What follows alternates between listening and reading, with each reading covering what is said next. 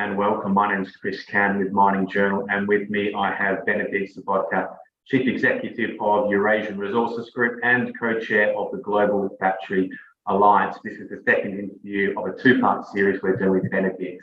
And today we're going to talk through the opportunities and challenges presented by Saudi Arabia's emergence as a minerals hotspot and the creation of that super region that the Kingdom has been talking about. Welcome, Benedkt. Thanks, Chris. Thanks for having me. Our pleasure. How realistic is it to incorporate Eurasia into the Saudi view for this super region?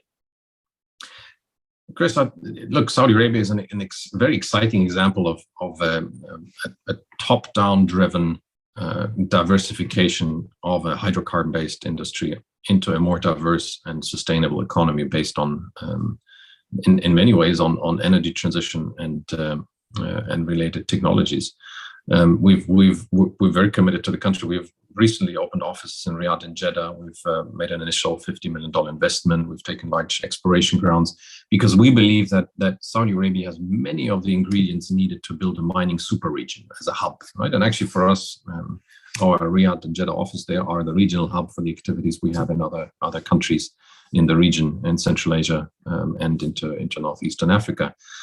So we believe it has all the ingredients to be a productive and profitable mining hub. Of course, it's early stage because not a lot of exploration in this part of the world has been done. The processing capacity will have to be built. A lot of infrastructure will have to be built. But let me tell you, Chris, if any country can pull off a country built in the mining space, which includes a lot of investments in infrastructure, in power, in water, in desalination, in anything that is required for mining. Shared infrastructure for different mining companies, it is the Kingdom of Saudi Arabia. So I think one aspect that for us is very important as we coordinate mining activities with other companies, in this case, we've got an agreement with Ma'ad and the local state-owned mining giant. We will share mining activities and exploration activities across a very large area because a country like this requires cooperation agreement, alignment of interests among the different participating organizations, stakeholders. So we believe that the region has the potential to really be an incredible hub for us and also for other companies. So we believe that it's an interesting combination, not of just the local exploration, a push towards the electric vehicle and the associated supply chain, including battery manufacturing, refining capacity, cathode active material, but also the launch of its mining fund that's planning to invest something like $3 billion a year in overseas assets to secure raw materials for this transition. So we believe this is unparalleled if you look at the last 10 years, is how a single country has tried to comprehensively enter into a new industry, enter into a new game for what was very different before, focused very much on hydrocarbons, because it believes that mining will become the third most important pillar of its Agenda 2030, right? The Vision 2030. So we're excited to be part of this, it's also a very welcoming country. I've never been received so warmly as an investor as I have been in Saudi Arabia. So we're very happy to be there, and we believe that the way the country has approached their strategy towards becoming a player in the energy transition and the raw materials, I think will be an example for many other countries how to go about doing this and to secure key resources for both domestic mineral processing, other industrial activities. And as you know, I mean, mining might be a small industry in itself compared to other industries, but the multiplier of the industry is, and depending on the regions, anywhere between $1 invested gives you $20 of economic benefit, actually significantly more than what you would see in the oil industry. So I think it really has the potential as part of the Vision 2030 to be the third major pillar for the Saudi Arabian economy. Obviously, as part of that vision, Benedkt, so you're looking at this regional play, and that's going to require a lot of partnerships, and it's going to require some aggregation of thinking and policy, I suppose, across a wide range of geographies that have different cultural backgrounds and different political bents as well. Where do you see the key challenges in establishing that super region in line with what the Kingdom would like to see?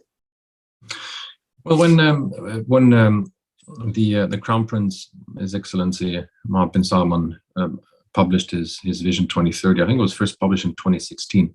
It set out incredibly ambitious targets to diversify the economy, something like increasing the country's non-oil revenue more than 6 times, doubling foreign investment. Now, those are targets that not many countries would have the courage to set themselves. And I think many observers were pretty skeptical that the countries could diversify its economy at this scale when the nation had been so dependent on oil for several decades, which compared to mining is, well, once your oil wells are running, and you have to stimulate the wells and you invest in downstream and so on. But it's investment in mining, for example, is a lot more fragmented, and it's very difficult to make these kind of massive bets you can make in oil. It's very difficult to repeat those in mining. So the mineral exploration side is clearly shaping up to be the third pillar of Saudi Arabia's economy.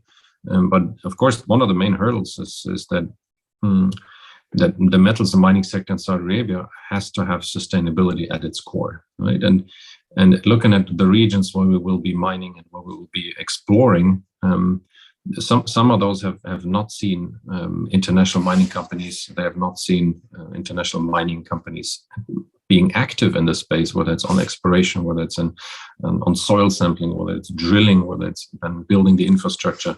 So even though there's a long history of mining in some regions of Saudi Arabia, the future of these very large belts that we're exploring today are in regions that have not seen a mining industry being developed. So we'll have to make sure that from the beginning, in Saudi Arabia, in terms of ESG, we race to the top. So we have to make sure we apply the highest standards when it comes particularly to environmental, to water use, to local population. There's obviously a competition for land, because as we increase the investment in these regions, it will be a lot more visible when you start building roads and you start building water desalination plants and wastewater treatment plants, and you will have competition for land use, and this will be one of our most important vectors in Saudi Arabia, is how to develop this industry at the expected speed by being very disciplined, very responsible, and very sustainable, and always keeping our license to operate in mind in a very sensitive area. I mean, Saudi Arabia,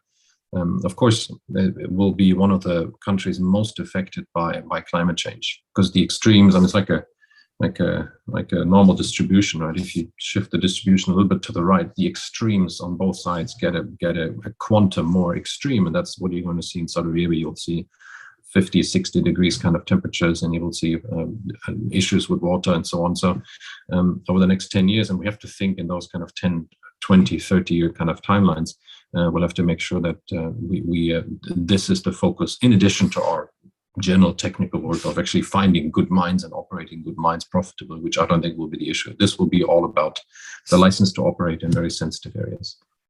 Is that going to dictate which of the regions or which of the countries within these sub-regions that are most benefiting from the ambition to establish a super region, basically their ability to adhere to contemporary sustainability standards? The kingdom sees itself as a region that connects the east with the west and the north with the south, and it's geopolitically quite capable of balancing these different interests and being geopolitically agnostic in a way. I mean, that serves the interest of the region. It serves the interest of the kingdom as well, because if you want to attract hundreds of billions of investment in your country, just in mining, the plan is to attract something like $180 billion in the next 6-7 years.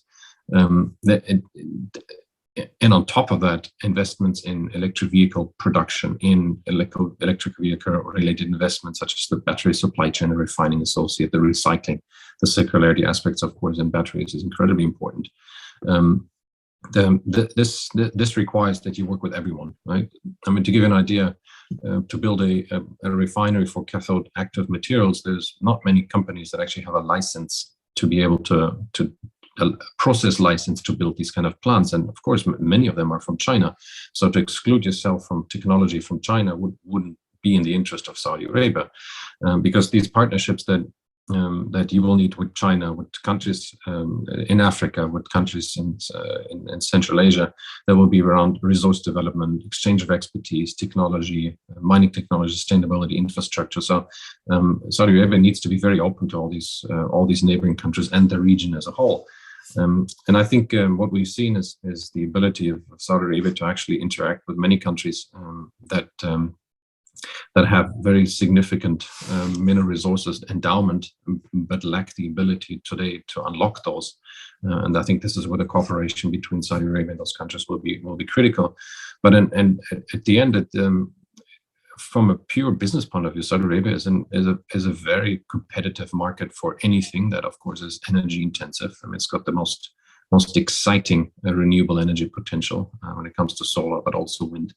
And of course, the energy costs are very low. So anything that's related to smelting, to refining, that to add value to products that might be produced in other countries of the region, I think it makes business sense to do that. And then, of course, it's logistically located close to all the major markets, and will play a major role in actually delivering the materials required for the energy transition. I think that's what Saudi Arabia has understood, is that it can and it will play an important part in what is the biggest purchase order in this industry in history. Benedikt, that's all we've got time for, but thanks so much for joining us. Thank you, Chris. It was great talking to you. Exciting topic.